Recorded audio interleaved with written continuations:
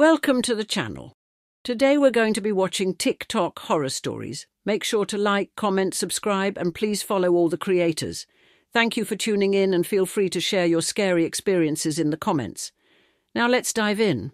This spooky story submission is actually so terrifying that it led to the person who was telling me the story to end up in the hospital because of this. So for the story, we're going to call her Danielle, and I'm going to tag her below. We're calling her Danielle because that's what her childhood friends and her family used to call her. So until Danielle was about 14 or 15 years old, she lived on 78 acres of land. She said that in that 78 acres of land, only about 3 other people lived on that land. So it was a pretty secluded area, and Danielle really liked to play outside. That was her favorite thing to do. She loved watching the deers, the rabbits, but her favorite was climbing trees. Something that really bothered her though is that her mother would never let her play outside after dark, and we're talking like not even after the sunset, as the sun started setting. She didn't like this, but she obviously obeyed it because it was her mother, and so she had to. Until one day, her mother decides that she is going to go out to a friend's house, and Danielle doesn't want to go with her. But if Danielle doesn't go with her, it means that she's going to be left alone. Her and her mother decide that this is okay and that Danielle is old enough to handle this, so she stays home alone, and her mom leaves at about 3 p.m. Danielle decides that she's going to go outside and she's going to play in the woods. She said that she was outside climbing trees when she felt this overwhelming feeling of being watched. It was overwhelming, and it felt like it was coming from above her. But she keeps looking up, and she's not seeing anything, so she's thinking that maybe her mind's just playing tricks on her, and she kind of shrugs it off. At some point, it starts to get dark, and she knows that she's supposed to go home, but she doesn't want to go home, and she's home alone, so she can do what she wants. So she decides that she's going to stay outside. At around 7:30 p.m., when the sun had already set, she starts hearing a noise, and it's her mother calling her name. She's calling for her to come home. So Danielle is like, oh crap, I gotta get home. So she starts walking home, but she still has this overwhelming feeling of being watched. When all of a sudden, she starts hearing twigs and leaves snapping behind her. So she looks behind her, but she doesn't see anything. She finally gets home, and she realizes that her mom is not home. So while she's outside, she calls her mom, and she's like, Mom, were you home? Like, I just heard you calling my name. And her mom was like, I have not been home this entire time. I'm still at my friend's house. She said this really freaked her out, and she decided to turn around and look in the woods, and she looked over and she sees a dark figure standing outside in the woods. This freaks her out, so she runs inside, she slams the door, and she deadbolts it shut. She then goes over to the window and she looks outside of her blinds to see if it's still there, and of course it is not there. She again decides that she's going to shrug this off. Maybe her eyes are just playing tricks on her, and she decides to make dinner. This feeling of being watched, this overwhelming feeling, follows her until the morning. And she said that she didn't feel like she was being watched by one thing. She felt like she was being watched by like several things. She decides to go to her camera because they have cameras in the house, and there's a new video popped up, and I'm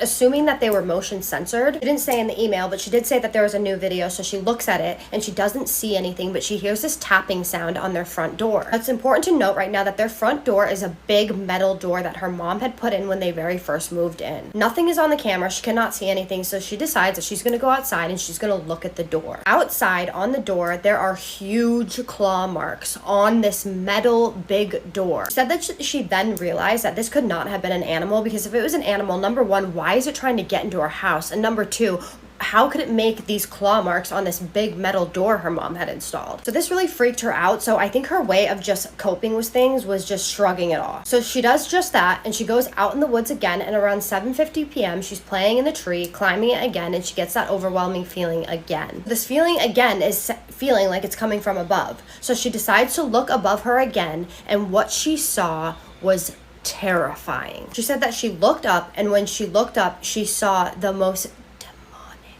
figure she had ever seen in her life looking at her. Not only was it looking at her, but it was calling her name, her real name, not Danielle, her real name. But not only was it calling her name, it was in her mother's voice again. Danielle is absolutely terrified at this, and she starts bolting home, and the entire time she's running home, she can hear this thing running after her. She calls her mother on her way home, and she was absolutely bawling her eyes out. Her mom gets home, and she assures her that it's nothing, and that everything is going to be okay, and that it's not a big deal, and that she was probably just seeing things. Danielle did say that this experience was so distraught to her and scared her so badly that she actually ended up being hospitalized for 2 or 3 months because of it. She said she couldn't eat, sleep, drink, nothing. The crazy thing about this is that this is not even the only thing that happened to Danielle. Something else happened to her that even traumatized her further. This is getting really long, so I'm going to have to make a part 2 on it. If you guys want to hear that second part, that partly also contributed to her being in the hospital, then drop it in the comments and I will make a part 2 and tell you guys that story. That story is even scarier. So what do you guys think of this? What do you guys think this was? Like, this terrified her so much that she's still in therapy to this day. And the second thing that happened to her definitely didn't help at all. So drop in the comments for part 2. Also, if you guys have anything to say to her or anything to like help her feel better, please also drop that in the comments. She could use all the love and support that she could get right now. She is going to see it. I am going to tag her. Thank you so much for your submission, Danielle. And thank you for letting me tag you. You are the first person that has let me tag you, so I appreciate that. And if you guys want to send me your true scary stories, then there's an email in my bio. Just go ahead and email me there and I will come on here and I will tell your story. You do not have to be tagged if you do not want to. My name is Kaisa. I tell you scary stories that are true every single night. So if you like that, then hit that follow button, engage from the bottom up, and I will see you guys in the next one. Thank you so much and have a spooky night.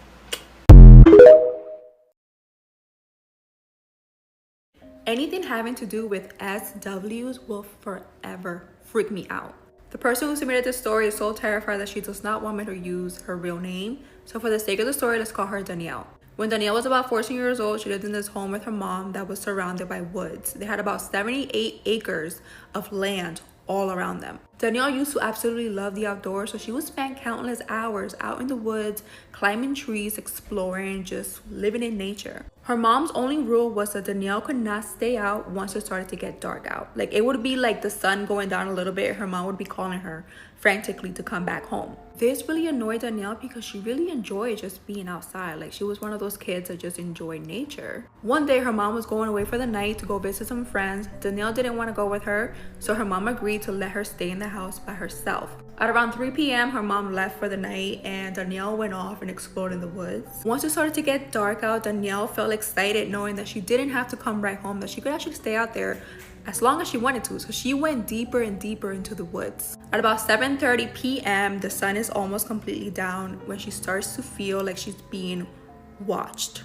All around her, she feels eyes like watching her from above, like the tree branches on top of her. She then starts to feel this gut-wrenching feeling that she tries to shrug off when out of nowhere she hears her mom's voice calling her. She figures that maybe her mom came back home, so she yells back that she was in the woods, but she was on her way back home. As she's making her way back towards her house, she hears a bunch of tree like branches behind her, like cracking as if someone is walking on top of them. Once she makes it home, she of course realizes that her mom is not there. She calls her mom and her mom actually confirms that she has not been home since she left earlier that day. That was enough for Danielle. She decided to go in the house and slam the door, but before she slammed the door, she happened to look out into the woods and she caught a glimpse of this like black figure just like lingering out like towards the woods, like at her. She once again tries to shake it off, so she goes on with her night. It's about 7:50 p.m. at this point. She throws a TV dinner into the microwave. She turns the TV on and she tries to just kind of forget about the experience, but she can't shake off the feeling that she is still being watched. This feeling continues on until the morning. Now, Danielle did have like cameras outside like her house. When she woke up in the morning, she had a notification on her phone letting her know that they caught some type of activity on the cameras. When she went to look at the cameras, she couldn't see anything, but she could hear what sounded like tapping and like scratching noises at her front door. She goes to the front door and opens it, and in her screen door, her metal screen door, she had very thick gashes in it, like something scratching it, trying to make its way into her house. Now this is getting a little bit long, so I'm gonna have to do a part 2, which will be up right after this one.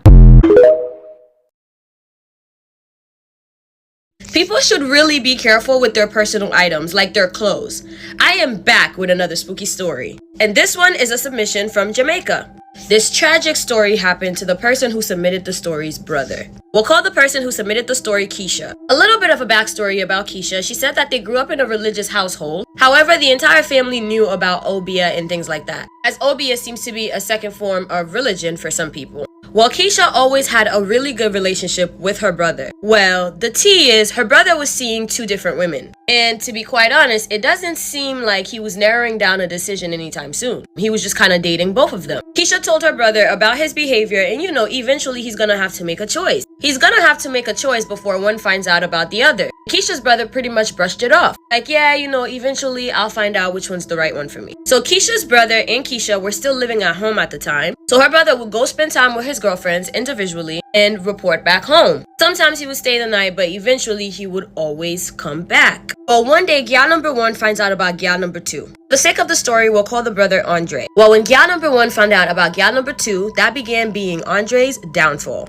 Well, gal number 1 finds out and confronted Andre about it. However, Andre didn't take her finding out about the other girl too well. So he decided to freeze her out. Gal number 1 confronting him somehow actually made him run to gal number 2's arms. Imagine you catch your man cheating and you confront him about it, and he gets so stressed out, he can't take it, that he runs to the side chick that you're confronting him about in the first place, right? Well, pretty much Andre went ghost on homegirl for a long time. And the whole time, Andre was strengthening his relationship with gal number 2. And here and there, he would pop up at gal number 1 house. Gal number 1 was letting him inside, and you know what they were doing when he was coming inside. Even though gal number 1 and Andre weren't seeing each other as often as before, and there they would still see each other and they would hook up. Everything was going just like that for a while. But gal number 2 basically became the new gal number 1. Gal number 1 basically became gal number 2. Well, everything was going great with their dynamic until gal number 2 actually winds up getting pregnant. Gal number 2 being the one he ran to. Well, she winds up getting pregnant. When she got pregnant, that's when she started becoming a lot more serious about her relationship with Andre. This is when gal number 2 and Keisha officially met. Gal number 2 also met the mom. So at this point, it's giving official, like they're about to be a family. They liked gal number 2, so they actually welcomed her into the family. And during her pregnancy, Andre moved in with her. At that point, gal number 2 started to notice Andre's patterns. She started to suspect that Andre might be seeing another woman. So she goes through his phone, finds out about the other woman. He even said that she followed Andre once without his knowledge. Andre led her right to gal number 1's house. Well, gal number 2 goes home that day and comes up with a plan that she was going to confront the mistress, aka gal number 1. Well, the following day, gal number 2 gets up and goes and confronts gal number 1. Tells gal number 1 that she's pregnant. Her and Andre are about to get married. Andre and her actually live together, and that she has been welcomed into the family, and that gal number 1 is just a side piece, and that she should have more self-respect and she should leave the man. So gal number 2 leaving, thinking that she did something. Well, this is gal number 1 first time hearing out about any of this. So she decides to react. Well, she grabbed that man's shirt that he left at her house. Keisha said that she used his personal clothing to do obia on him. Well, a couple weeks after the entire incident, gal number 2 notices that Andre is starting to lose a lot of sleep recently. Like, the man just cannot sleep. She would give him medicine to help him sleep and nothing. That man at that point had gone 2 days without sleeping. It was only a matter of time until his speech started to not make sense. Not only did he start not making sense, but he started hallucinating. Really, really bad. He started seeing and feeling horrible things like attacking his girlfriend, his pregnant girlfriend. Really sad to say, but over the course of 4 or 5 days, Andre had completely lost his mind. To the point where Andre had no idea who he was or what his name was, or even who his family even was. Keisha tried to help her brother. However, her brother did not recognize her. One day, gal number 2 woke up and Andre was gone. It seems like he had ran out in the middle of the night, so much so that he left the door open. Andre, till this day, has never been seen. Keisha says that this could be a coincidence. While gal number 2 was perfectly healthy her entire pregnancy, she gave birth to a beautiful baby boy who looks exactly like Keisha's brother, by the way. Immediately after giving birth, gal number 2 also lost her mind. Well, one day, gal number 2 came to Keisha's house, drops off the baby boy, and she looked out of it like her eyes was not here. She looked zombified. She drops off the baby boy and just wandered off. She too was never seen again. Keisha says that she now has this beautiful baby boy that looks exactly like her brother, is now taking care of him and hoping that maybe one day her brother will turn up. Wow. Jamaica, this y'all? Well, thank you for submitting this story. If you have a spooky story that you would like me to tell, you can send them to me either on TikTok or DM me on Instagram. I love you, my abducted human. I will see you guys in the next video from your favorite Haitian homegirl. Hi friends, so you guys seem to really be interested in the ghost stories that I have to tell, and my friend actually just recently reminded me of this one that I have to tell, so let's get into it. So me and this friend were babysitting her nephew, her sister's son, obviously that's what nephew means. And we were babysitting him at her sister's apartment at the time. So the boy that we were watching, I think he was like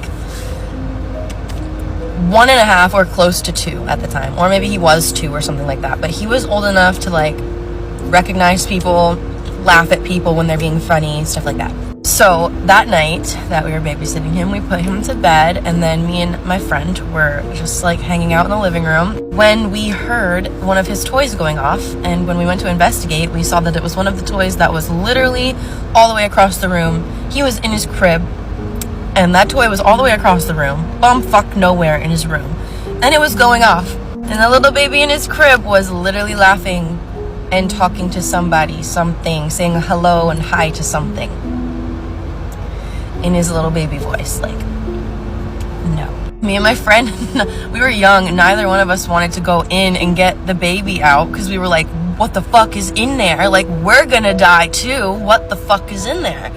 But eventually my friend got up the courage to flick the light on really fast, run in, grab him, and run back out.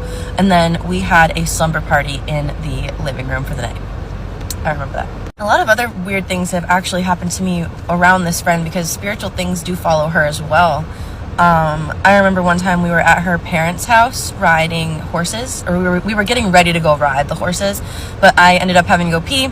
So we pulled the horses up to her parents' front door and she held them while I went inside to go pee.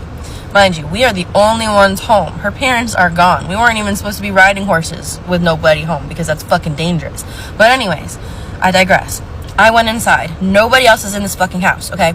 And I heard like the keys clicking on a fucking keyboard in the living room, which I had to walk straight by to get to the bathroom. And when I peeked in, I saw nothing. And the only thing that I did see actually is the keyboard was underneath piles and piles and piles of shit. So there's no way that anybody could be clicking those fucking keyboards, even if anybody was inside the house. So yeah, I don't have an explanation for that one either. I was laying in bed last night trying to fall asleep and I suddenly remembered this story and I cannot believe I haven't told y'all yet. It's literally like the plot to a scary movie, except it's real life. Years and years ago, a friend of mine was not feeling too well and went and admitted herself into a mental health facility. After being admitted, she wound up staying for 2 weeks. During that time, she got acquainted with some of the other patients, through therapy and being outside on the grounds together. There was this old lady there, and I think her name was Irma Jean. Now, for some reason, Irma Jean took an extra liking to my friend. Irma Jean was like this 72-year-old lady, very small, so she was probably like 4'9", like child-sized. She said she always wore this purple jumpsuit, so like a purple sweater and purple sweatpants. Anytime anybody saw Irma Jean, she was always just doing yoga. She was very, very limber for her age. Like I'm talking like she'd have her legs up by her head. And remember, they are in a mental health facility, and she's like a long-term patient, not somebody that's just there for a little bit of help. She actually has some big issues. One of Irma Jean's delusions was that she was fully convinced that my friend was her cousin Betty Lou, who she said was a Dallas Cowboys cheerleader. So every time she'd see my friend, she'd be like, Betty Lou, my cousin, the cheerleader, Dallas Cowboys cheerleader. And my friend would be like, I used to be a cheerleader, yes, but I'm not your cousin and my name's not Betty Lou. My friend was really weirded out by this, but she didn't want to cause any trouble, so she just tried her best to ignore it and just be friendly to this lady. She said one day she remembers she was out in the courtyard and she looks up and in one of the windows, like in the upper part of the building, there stands Irma Jean with her leg up beside her head, just staring down at her. So just picture a 4'9", like 70-year-old lady in a purple jumpsuit with her foot up beside her head that thinks you are her cousin Betty Lou staring down at you from an upper window. I haven't even got to the bad part yet. Like, it gets so much worse. So at this mental health facility, at night, they had to keep their doors open because the nurses would come around and make their rounds and check on everybody and just make sure everybody was okay. For safety reasons, nobody was allowed to close or lock their door. On my friend's 14th night there, she's awoken in the middle of the night to what feels like somebody playing with her hair. She rolls over, and what does she see? You guessed it, Irma Jean. She's in my friend's bed, playing with her hair, like braiding it.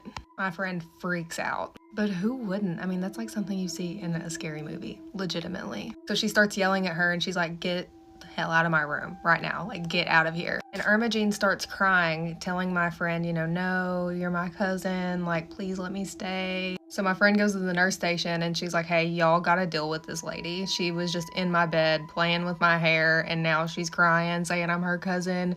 I don't know her. I don't know what to do. You know, I got to go to sleep. I gotta get out of here. She's literally just spazzing at this point. Like, she wants to go home. She's there to get help with her mental health and she's just being harassed at this point. She's so scared. So I tell my friend that for the night that she can lock her door, you know, and they would just unlock it to come make their rounds to check on her. My friend said not even 2 minutes go by when she starts hearing like a on her door, followed by Irma Jean screaming, crying, saying, my cousin Betty Lou, let me in, my cousin, oh my cousin. She said she hears the sounds of her screams start to get further and further away, so she goes outside to see what's going on. She said it was like something that you see in a movie, like all these nurses had Irma Jean down and they give her injection of some kind, and she calmed down. And they locked Irma Jean in the nurses' station for the night, so she was like sleeping in this glass room where everybody could look into her. My friend checked herself out and went home the very next morning. What she expected to be helpful for her mental health wound up being the most terrifying experience she ever had in her entire life. I don't know about y'all, but I would have been swinging if somebody was in my bed playing with my hair. I can't wait to hear what y'all have to say about this story in the comments. If y'all have a crazy experience like this, please send it to me. My email is linked in my bio.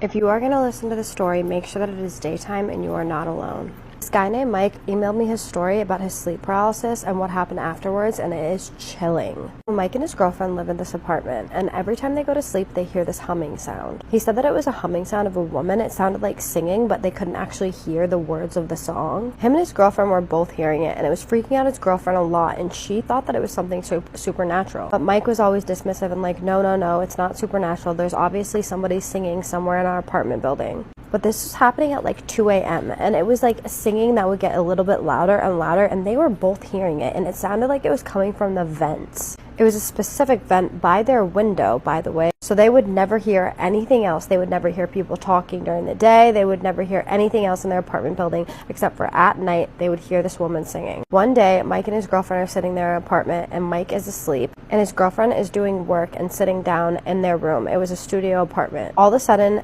Kylie, his girlfriend, starts hearing him make this really weird sound.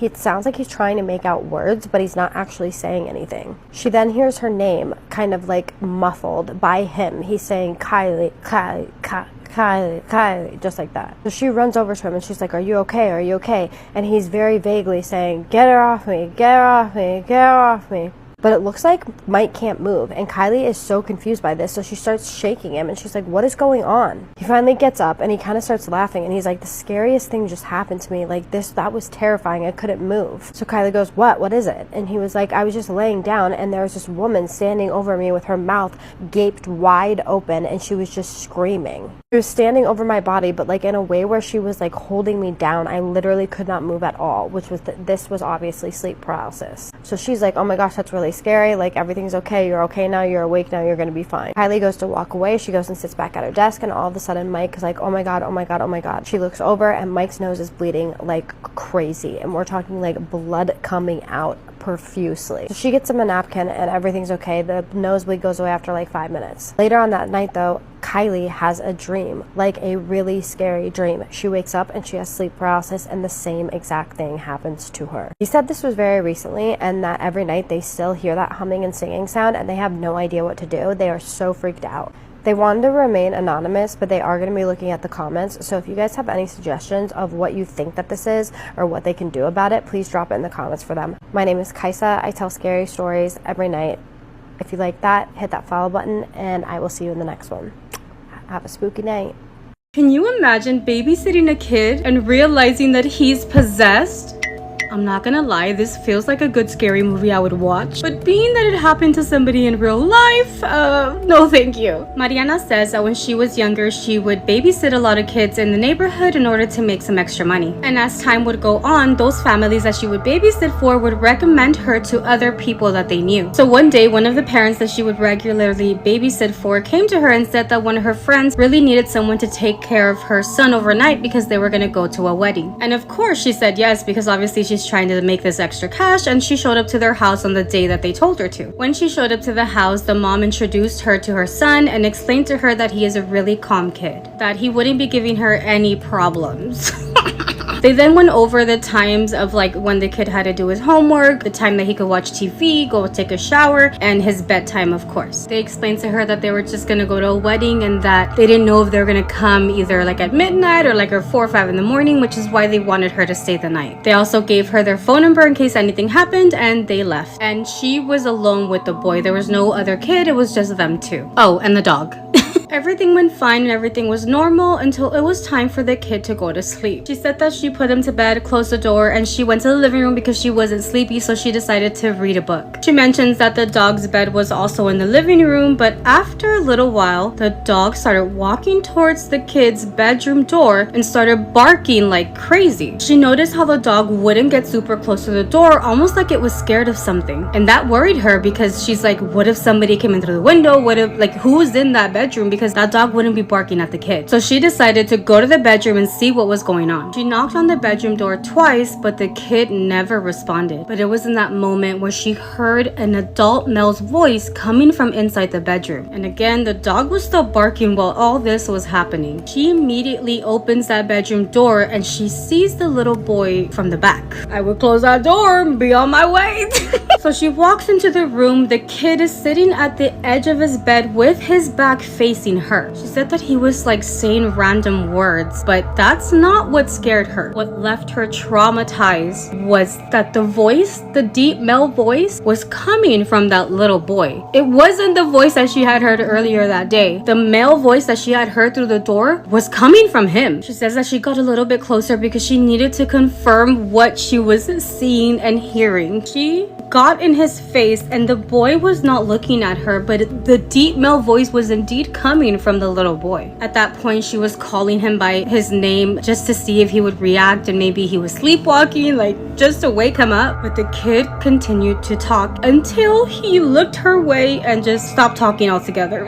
Oh my god. She said it was in that moment where he stood up from his bed and reached out to her, almost like just trying to touch her shoulder. He began to walk towards her and again talk in that deep male voice. She ran straight out of that room and got the phone and started calling his parents, but they weren't answering her phone calls. She said that even the dog ran with her and hid underneath the couch. She said that as soon as that happened, she's still trying to call the parents and the kid comes out of his bedroom crying. This time with his normal voice. This time she gets close to him and asks him if he's okay, and the little boy responded to her that it happened again and that he's really scared. She started hugging him and asking him what was it that happened again, and the little boy responded, "It's my grandpa." He kept saying other words, but because he was crying, she couldn't understand what he was saying. She said that after a while she did manage to calm him down, and the dog did come out from underneath that couch to come and comfort him as well. She says that the boy tells her that this hadn't happened to him in a long time. He tells her that his grandfather, who had passed away, would get inside of him, that his grandfather was evil and that he is so scared of him. The little boy was terrified, and she just managed to ask him if his parents knew about this. The little boy said yes, and that the parents had already brought a priest to bless him. The kid also tells her that they blessed the house as well. After a few minutes, the parents finally called her back and she explained everything that happened. And she says that they immediately hung up and showed up to their house right away. They were both hugging their son and at the same time telling her how sorry they were that this happened. The parents had confirmed everything that little boy had told her. She said that the mom told her that in his last years of living, the grandfather got together with this lady that everybody knew was a bad witch. They were even sure that his death was provoked by this lady and how he definitely did not die in peace. They have no idea why he had chosen their son to manifest in. She explains how terrified she was of this situation, but said goodbye to the family and went about her way. She says that she had never heard back from that family, but honestly she's not mad about it because she didn't want to go there again. Nobody hired me as a babysitter. There'd be no way that I would stay in that house. At the very least, I would have ran to my car, locked the doors, and called the parents. Judge me all you want, but what would you do? I would still watch this movie though. Somebody do this.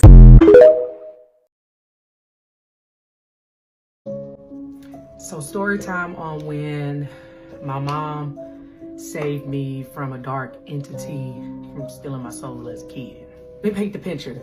I'm 8 years old.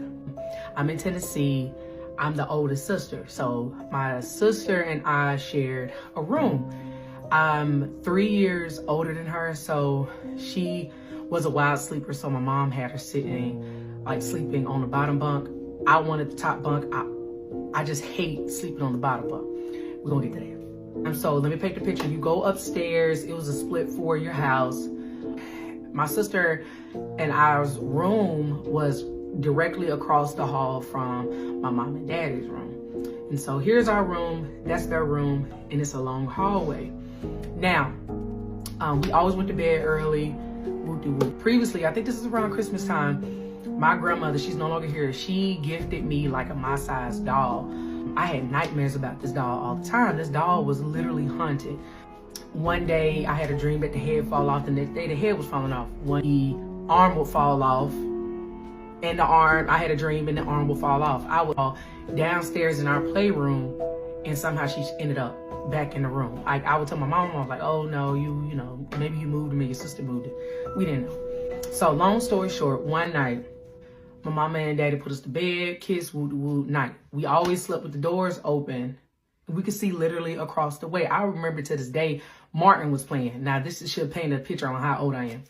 My mom and dad in the room sleep. I could see the light or whatever, but my door is completely black. All I could see from the top bunk I'm laying, I see the light. I doze off sleep. I feel something tugging at my feet. And so I'm sleep. And I'm just thinking like, oh, maybe my mom and daddy getting ready to get us up or something. Like maybe it's time to go to school. Who knows? I don't know. I was 8. I look and I'm like kicking and I go back to sleep. Somebody's pulling at my feet. And I sit up and all I see, the figure couldn't have been, my mom and daddy, when they came, my daddy's like 5'10", my mom was like 5'6". So even when it came to the bunk bed, their heads came to level. If I'm laying down, they would be right there. At the foot of the bed was taller, completely black figure, right? I'm thinking, oh, it's my daddy. And it's like, daddy. And the thing didn't answer. It was like completely black. And it just sat there like this. And so I'm like, mama, nobody was coming. And so I start hollering, mom and dad and my sister, she wasn't even moving. And so then the person that, whatever it was still trying to pull me out. Just started screaming, and I started crying. I was telling my mama, I said, hey, was that not y'all? You know, she was like, no, what are you talking about? And I'm like, it was something right here at the end of the foot of my bed trying to drag me out the top of the bed. And she was like, no, it's not. It wasn't nobody. From this day, y'all, I think until like last year before last, I always slept with my feet tucked. Because I vividly remember me sleeping with my feet uncovered. I didn't sleep without socks. I didn't sleep without the covers being tucked. I still don't know today what the hell that was. Whatever it was, it wanted me. I think that damn doll was possessed. We got rid of it. I never seen it again. So that's my first story. I'm going to give y'all more because I have plenty of more ghost stories to tell y'all, but that's it. I will be posting more reactions to other people's ghost story, and I'm going to be posting on my YouTube, so stay tuned. This is Court signing out. Follow for more.